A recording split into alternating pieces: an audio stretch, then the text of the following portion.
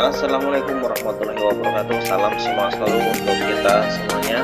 Semoga kita semua dalam keadaan sehat walafiat dan selalu siap melaksanakan aktivitas kita sehari-hari.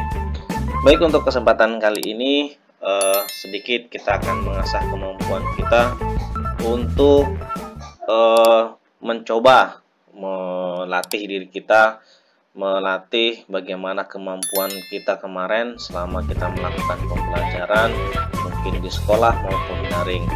Nah, adapun untuk kegiatan kita pada kesempatan kali ini, kita akan coba pembahasan soal-soal bab 2 mengenai tentang ketentuan Undang-Undang Dasar Negara Republik Indonesia tahun 1945 dalam kehidupan berbangsa dan bernegara. Mudah-mudahan dengan adanya pembahasan-pembahasan soal kita kali ini bisa membantu, bisa menyelesaikan masalah-masalah kita dalam materi yang belum bisa kita pecahkan. Baik, langsung saja untuk pertama supaya tidak terlalu memperpanjang durasi kita. Yang pertama mungkin kita bahas mengenai tentang wilayah negara kesatuan Republik Indonesia. Ya, mengenai tentang wilayah kesatuan negara Republik Indonesia, kita lihat kira-kira seperti apa. Nah, apabila kita mengetahui atau kita baca sebuah soal mengenai tentang wilayah negara kesatuan Republik Indonesia adalah sebuah negara kepulauan yang berciri Nusantara dengan wilayah dan batas-batas dan hak-haknya ditetapkan dengan undang-undang. Nah, hal ini ditetapkan atau tertulis dalam pasal berapa? A. Pasal 23A Undang-Undang Dasar 1945. B. Pasal 24A UUD 1945. C. Pasal 25A UUD 1945. D. Pasal 26A UUD 1945. Dan E. Pasal 27A Undang-Undang Dasar 1945. Nah, menurut Anda yang mana? Tentukan terlebih dahulu. Apabila sudah ditentukan, kita cek pembahasannya. Nah, kita lihat dulu di dalam pasal 23A. Dalam pasal 23A UUD Negara Republik Indonesia mengatur bahwa pajak dan pungutan lain yang bersifat memaksa untuk keperluan negara diatur dengan undang-undang.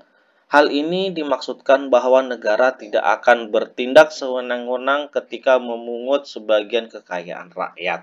Nah, ini bunyi dari pasal 23A. Kemudian pasal 24A UUD 1945 ayat 1 mengatakan bahwasanya Mahkamah Agung berwenang mengadili pada tingkat kasasi, menguji peraturan perundang-undangan di bawah undang-undang terhadap undang-undang, dan mempunyai wewenang lainnya yang beresmikan oleh undang-undang.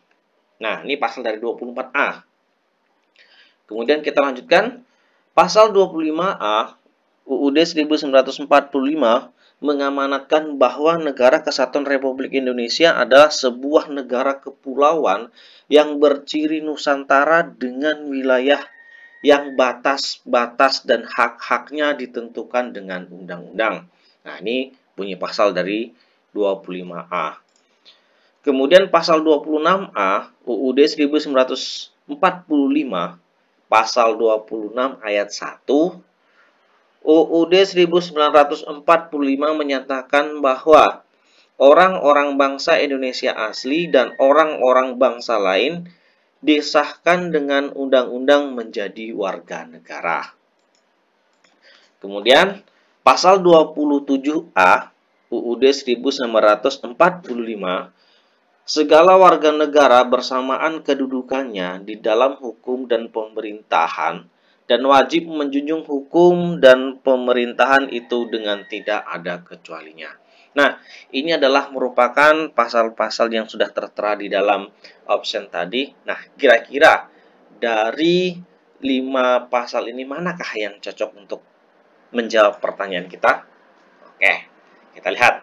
Wilayah negara kesatuan Republik Indonesia, ya, Negara Kesatuan Republik Indonesia adalah sebuah negara kepulauan yang berciri Nusantara dengan wilayah dan batas-batas dan hak-haknya ditentukan dengan Undang-Undang Pasal 25A tahun 1945. Nah, jadi untuk opsi nomor 1 tadi kita memilih Pasal 25A Undang-Undang Dasar 1945. Kemudian yang kedua. Nah, ini dia soal yang kedua. Luas wilayah negara Kesatuan Republik Indonesia adalah. Nah, ini dia. Luas negara Kesatuan Republik Indonesia. A. 5.193.250 km persegi. B. 5.180.135 km persegi. C. 5.182.035 km persegi. D. 6.180.035 km persegi. Dan E. 6.181.035 km persegi. Nah, ini berdasarkan materi kita kemarin. Kita lihat luas wilayah Indonesia dari sumber belajar Kementerian Pendidikan Kemendikbud disebutkan luas Indonesia seluruhnya adalah 5.193.250 km persegi. Nah, rincian luas daratan Indonesia adalah untuk daratannya adalah 1.919.440 km persegi, sedangkan luas lautan sekitar 3.273.810 km persegi. Nah, itu dia untuk luas wilayah negara Kesatuan Republik Indonesia. Adapun untuk lautan, angka rujukan nasional data kewilayahan Republik Indonesia yang salah satu adanya luas laut Indonesia yaitu dikerjakan sejak tahun 2015 oleh Badan Informasi Geospasial atau BIG dan Pusat Hidrografi dan Oceanografi Pushidros TNI Angkatan Laut mengatakan bahwasanya pertama, luas perairan pedalaman dan perairan kepulauan Indonesia adalah 3.110.000 km persegi. Kemudian luas laut teritorial Indonesia adalah 290.000 km persegi. Kemudian luas zona tambahan Indonesia adalah 270.000 km persegi. Kemudian luas zona ekonomi eksklusif Indonesia adalah 3 juta km persegi. Luas landas kontinen Indonesia adalah 2.800.000 km persegi. Kemudian luas total perairan Indonesia adalah 6.400.000 km persegi. Luas NKRI antara darat dan perairan adalah 8.300.000 km persegi. Kemudian panjang garis pantai Indonesia dari Sabang sampai Merauke adalah 108.000 km persegi. Sehingga jumlah pulau di Indonesia kurang lebih 17.504 pulau dan yang sudah dibakukan dengan disubmisi ke PBB adalah sejumlah 16.056 pulau. Nah, adapun dari luas negara Kesatuan Republik Indonesia tadi ya adalah 5.193.250 meter persegi. Baik, lanjutkan untuk soal yang ketiga. Negara Kesatuan Republik Indonesia terbentang dari Sabang sampai ke Merauke yang terdiri dari berbagai pulau. Berapakah jumlah pulau di Indonesia? Nah, ya, kita lihat. A. 17.466, B. 10.476, C. 11.466, D. 12.466, E. 17.504. Kita bahas.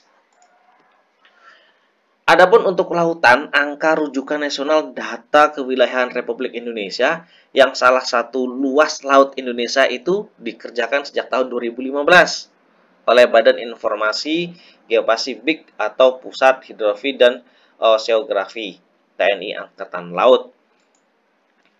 Nah, ini yang sudah kita bahas tadi untuk nomor 2, luas zona, kemudian luas ekonomi eksklusif, luas landas kontingen, total perairan Indonesia, negara kesatuan Republik Indonesia, panjang garis pantai.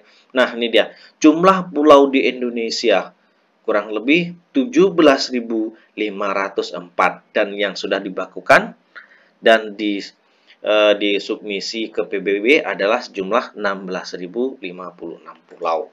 Nah, jadi untuk jawaban kita bisa kita pakai adalah 17.504 pulau untuk negara kesatuan Republik Indonesia. Kita lanjut. Istilah Nusantara dipergunakan untuk menggambarkan kesatuan wilayah perairan dan gugusan pulau-pulau yang mana Indonesia terletak. Nah, ini dia. Indonesia terletak di mana? Mari kita bahas. Nusantara merupakan istilah yang dipakai untuk menggambarkan wilayah kepulauan yang membentang dari Sabang hingga ke Merauke di antara Samudra Pasifik dan Samudra Hindia dan serta benua Asia dan benua Australia. Ya, ini sering disebut dengan posisi silang untuk negara kesatuan Republik Indonesia. Nah, dari istilah Nusantara tadi, manakah yang harus kita pilih untuk absen kita pagi hari ini? Iya. Istilah dari Nusantara bisa diartikan dalam opsi yang B, yaitu di antara Samudra Pasifik dan Samudra Indonesia serta benua Asia dan benua Australia. Oke, kita lanjut ke soal nomor 5. Berikut batas-batas wilayah Indonesia bagian utara kecuali. Nah, ingat, kita akan membahas nih bagian batas-batas wilayah Indonesia karena Indonesia ada bagian utara, timur, selatan, dan utara, barat. Nah, yang A adalah Laut 5 negara, yang B Malaysia, C Singapura, D Thailand, dan E NTT. Nah, kira-kira mana nih batas-batas wilayah Indonesia bagian utara? Tapi yang kecuali, berarti bukan yang benar. Kita lihat, ini adalah bagian utara, Laut 5 negara, ya. Laut 5 negara, Malaysia, Singapura, Thailand, dan NTT. Kita lihat dalam peta tersebut, berarti yang tidak ada, Thailand ada, Singapura ada, terus kemudian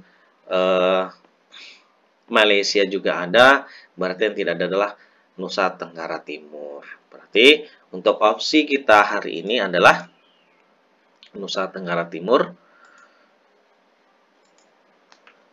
Utara berarti ada Pulau Kalimantan. Di Pulau Kalimantan berbatasan langsung dengan Malaysia.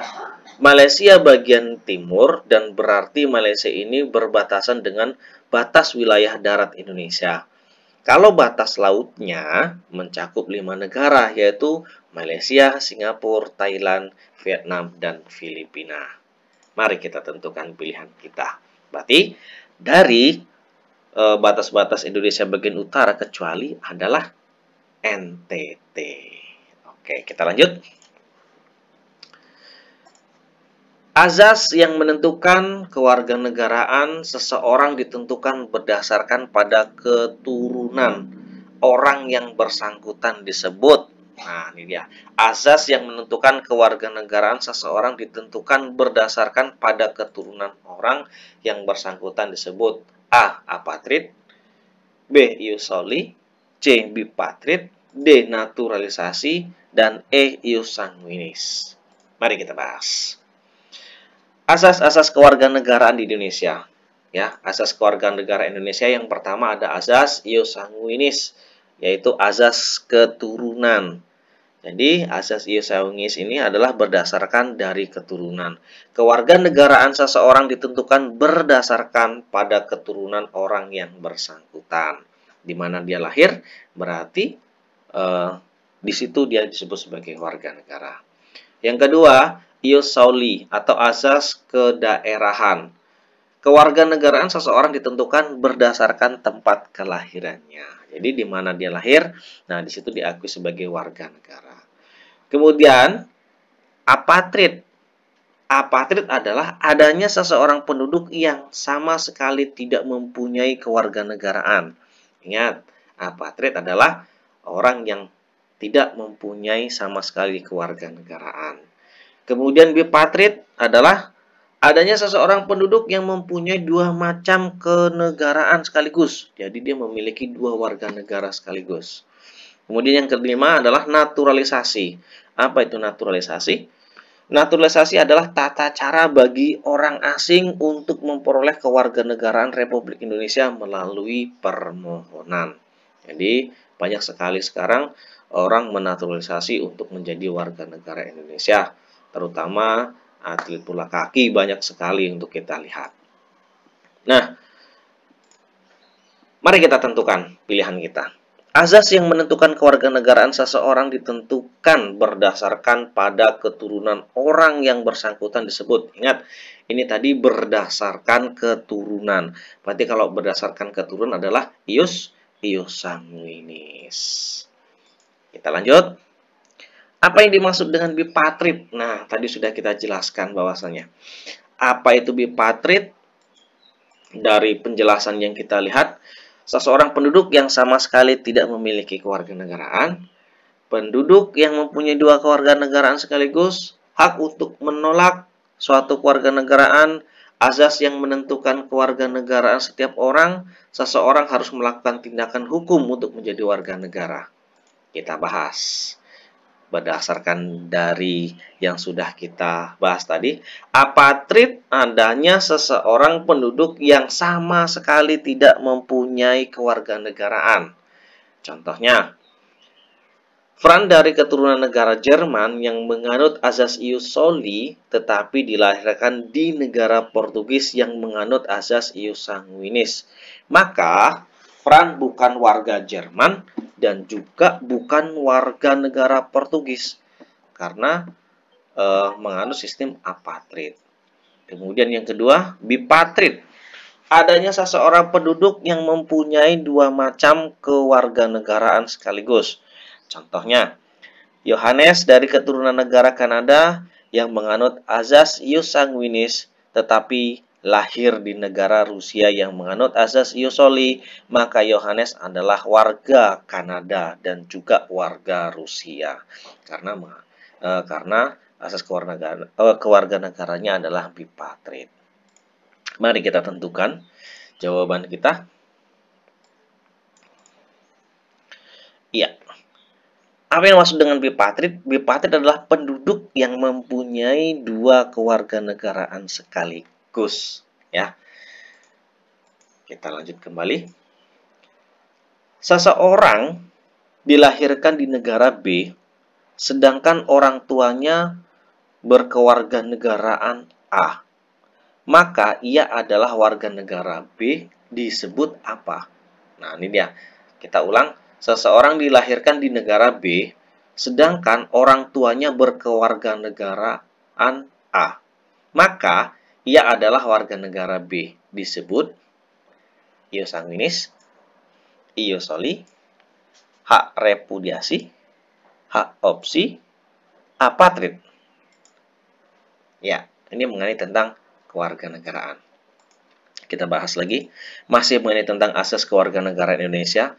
Azas ius sanguinis asas keturunan. Kewarganegaraan seseorang ditentukan berdasarkan pada keturunan orang yang bersangkutan. Asas ius soli adalah asas kedaerahan. Kewarganegaraan seseorang ditentukan berdasarkan tempat kelahirannya. Nah, kita tentukan lagi. Seseorang dilahirkan di negara B, sedangkan orang tuanya berkewarganegaraan A, maka ia adalah kewarganegaraan B disebut dengan, ayo Dengan apakah dia? Iya, disebut dengan kewarganegaraan ius soli atau azas ius soli untuk kewarganegaraannya. Kita lanjut ke soal nomor 9. Kemerdekaan beragama dan kepercayaan di Indonesia dijamin oleh Undang-Undang Dasar 1945 pasal berapa? Oke, pertama, A. Pasal 1E ayat 28, B. Pasal 28E ayat 1, C. Pasal 29 ayat 2, D. Pasal 2 ayat 29, E. Pasal 28 ayat 1. Mari kita bahas. Masih tentang undang-undang. Pasal 28E ayat 1, setiap orang bebas memeluk agama dan beribadah menurut agama dan kepercayaannya, memilih pendidikan dan pengajaran, memilih pekerjaan, memilih kewarganegaraan, memilih tempat tinggal di wilayah negara dan meninggalkannya, serta berhak untuk kembali. Ini dari pasal 28E ayat 1. Kemudian, pasal 29 ayat 2 menerangkan bahwasanya negara menjamin kemerdekaan setiap orang memeluk agamanya masing-masing dan untuk beribadah menurut agama dan kepercayaannya itu. Kita sambut lagi untuk pasal 28 ayat 1 lagi. Ya. Setiap warga negara berhak dan wajib ikut serta dalam upaya pembelaan negara. Setiap orang berhak untuk hidup serta berhak mempertahankan hidup dan kehidupannya. Nah, ini dari 3 pasal ini, manakah yang bisa kita tentukan untuk mengisi soal kita tadi? Kita cek. Ya, apakah A, B, C, atau D, ataukah E? Yuk, tentukan. Ya, pasal 29 ayat 2. Ya, setiap warga negara berhak beribadah menurut agama dan kepercayaan masing-masing. Kita lanjut. Nah, kita sudah memasuki dalam zona ekonomi eksklusif atau yang disebut dengan ZEE. Adalah jalur laut yang mengarah ke laut, ya. Jadi dari daratan langsung mengarah ke laut, terbuka yang diukur dari garis dasar. Berapakah jarak landas zona ekonomi eksklusif bagi dari garis dasar? Apakah A 12 mil, B 24 mil, C 150 mil, D 200 mil, ataukah E 200 meter. Nah, kita lihat. Wow, indah sekali negara Indonesia.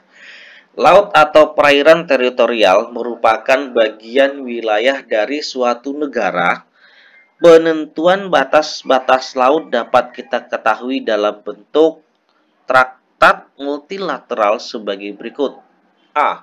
Batas zona ekonomi eksklusif atau yang disebut dengan ZEE. Kemudian batas laut teritorial. Kemudian batas zona bersebelahan. Kemudian batas landas benua. Nah, ini bisa kita lihat bahwasanya laut teritorial wilayah adalah 12 mil. Kedalaman penuh dengan negara pantai. Kemudian zona ekonomi eksklusif 200 mil. Kemudian zona laut lepas ekspedisi di luar adalah badan otoritas internasional. Nah, baik. Dari pernyataan berikut kira-kira manakah 12 mil kah atau 200 mil untuk menjawab soal kita? Laut teritorial 12 mil dan zona ekonomi eksklusif atau ZEE adalah 200 mil. Nah, kira-kira yang mana? Zona ekonomi eksklusif adalah jalur laut yang mengarah ke laut terbuka yang diukur dari garis dasar. Berapakah jarak landas zona ekonomi eksklusif ZEE? Adalah iya, benar sekali. Jadi, untuk zona ekonomi eksklusif adalah dengan berjarak 200 mil. Daerah atau lingkungan yang menunjukkan batas-batas suatu negara di mana dalam wilayah tersebut negara dapat melaksanakan kekuasaannya menjadi tempat berlindung bagi rakyat, sekaligus sebagai tempat untuk mengorganisir dan menyelenggarakan pemerintahannya disebut A. Wilayah NKRI, B. Wilayah negara, C. Wilayah daerah, D. Wilayah desa, ataukah E. Wilayah pemukiman. Oke, daerah atau lingkungan yang menunjukkan batas-batas suatu negara bisa kita artikan sebagai wilayah negara, ya. Kita lanjut.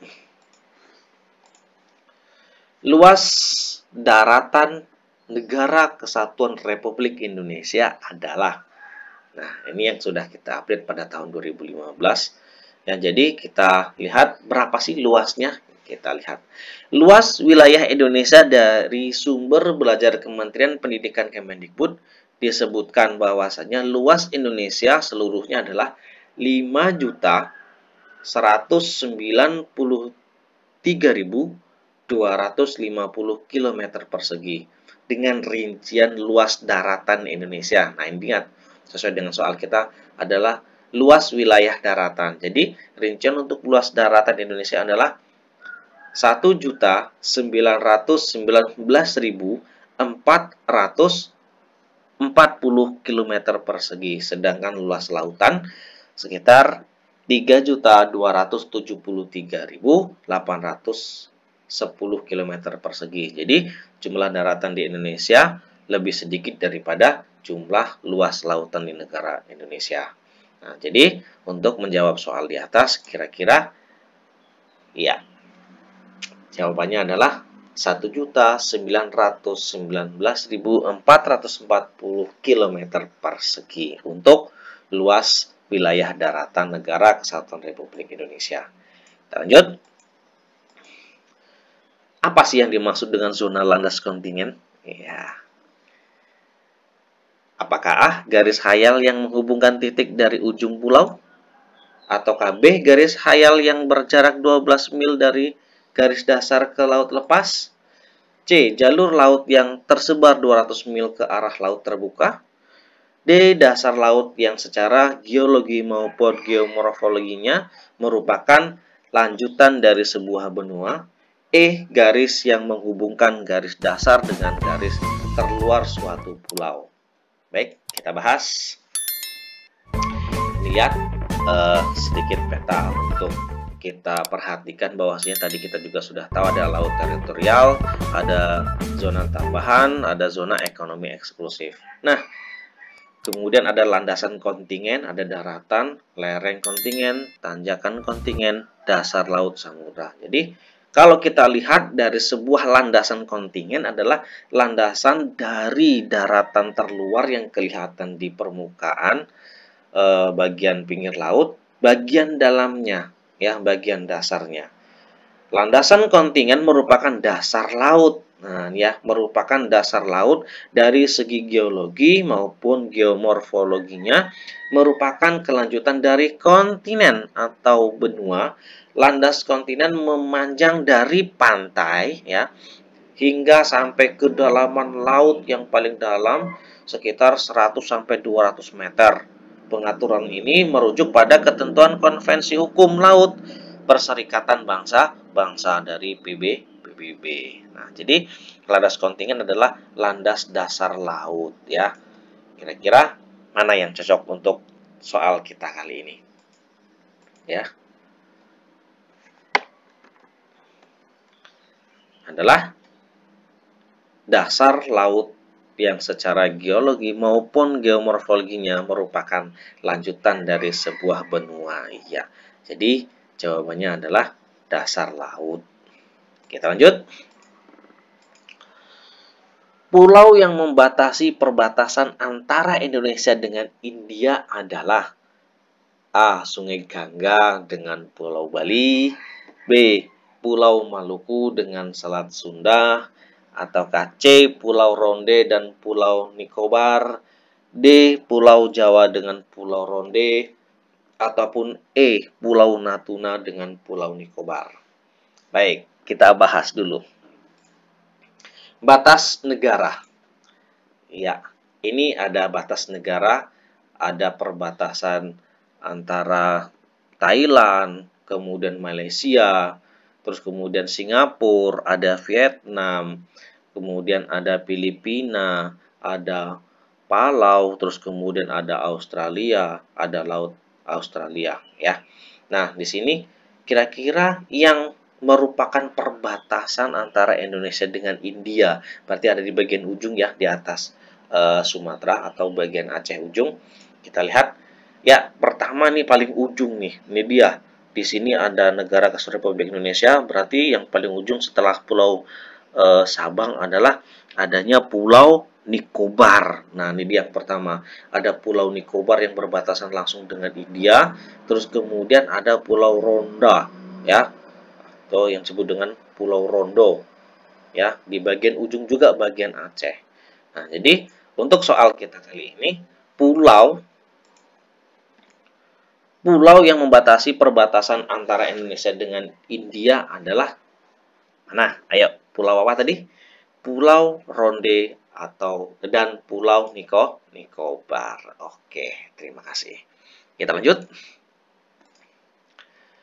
Penduduk ialah warga negara Indonesia dan orang asing yang bertempat tinggal di Indonesia, dijelaskan dalam undang-undang pasal berapa dan ayat berapa. Yuk, kita bahas. Pasal 26 Undang-Undang Dasar 1945 ada 3 ayat menjelaskan bahwa yang pertama, yang menjadi warga negara ialah orang-orang bangsa Indonesia asli dan orang-orang bangsa lain yang disahkan dengan undang-undang sebagai warga negara. Nah, maksudnya di sini adalah warga negara Indonesia tidak semuanya orang-orang pribumi, melainkan warga negara lain yang sudah disahkan secara undang-undang. Jadi bukan hanya orang-orang yang di Indonesia saja, tapi orang-orang yang sudah disahkan kewarganegaraannya menjadi warga negara Indonesia. Ini maksud dari pasal 26 ayat 1. Terus kemudian pasal 26 ayat 2 mengatakan bahwasanya penduduk ialah warga negara Indonesia dan orang-orang asing yang bertempat tinggal di Indonesia, ya. Maksudnya apa? Kemudian pasal 26 ayat 3.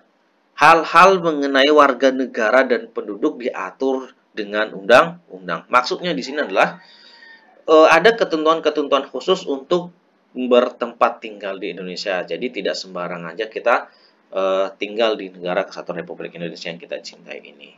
Nah, dari penjelasan ini kira-kira mana pilihan kita untuk menjawab soal kita kali ini? Ya. Ya, kira-kira sudah pas tentukan pilihan Anda? Oke, terima kasih. Yaitu terdapat dalam pasal 26 ayat 2. Kita lanjut.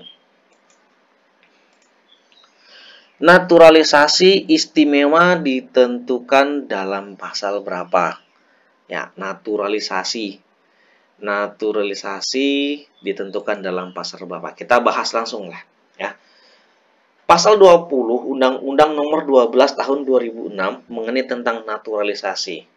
Bunyinya adalah orang-orang asing yang telah berjasa kepada negara Kesatuan Republik Indonesia atau dengan alasan kepentingan negara dapat diberi kewarganegaraan Republik Indonesia oleh Presiden setelah memperoleh pertimbangan Dewan Perwakilan Rakyat Republik Indonesia, kecuali dengan pemberian kewarganegaraan tersebut mengakibatkan yang bersangkutan berkewarganegaraan ganda. Nah, jadi ini mengenai tentang naturalisasi. Jadi orang-orang yang sudah berjasa di negara Kesatuan Republik Indonesia dan disahkan oleh Presiden dan disetujui oleh DPR menjadi warga negara Kesatuan Republik Indonesia, ya. Jadi untuk soal kita kali ini yaitu pasal 20 Undang-Undang Nomor 12 Tahun 2006. Lanjut. Apa yang dimaksud dengan hak repudiasi? Ya, untuk menolak suatu kewarganegaraan, untuk memilih satu kewarganegaraan, untuk memilih di mana ia akan tinggal, untuk memiliki 2 kewarganegaraan ataukah untuk menerima 1 kewarganegaraan? Oke, kita cek.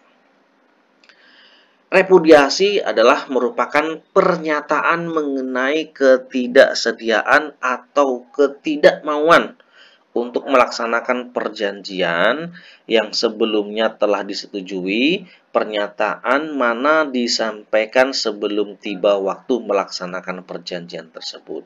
Jadi, hak repudiasi adalah pernyataan ketidakmauan. Berarti dia tidak mau, berarti hak untuk menolak. Ya, kira-kira apa pilihan kita? Ya, hak repudiasi sama halnya dengan untuk menolak suatu kewarganegaraan. Oke, terima kasih. Mungkin hanya sedikit ini yang baru bisa kita sampaikan. Mudah-mudahan bisa membantu dalam memecahkan masalah-masalah kita. Bagi yang belum jelas, boleh ditanyakan baik di kolom komentar ataupun nanti ditanyakan langsung pada saat buka. Biasakan untuk selalu tetap tersenyum, untuk bisa menjadi yang terbaik, untuk bisa menjadi yang terdepan, menjadi contoh bagi teman-teman kita. Salam sukses selalu, semoga dapat membantu. Terima kasih. Assalamualaikum warahmatullahi wabarakatuh. Salam sukses selalu untuk kita semuanya.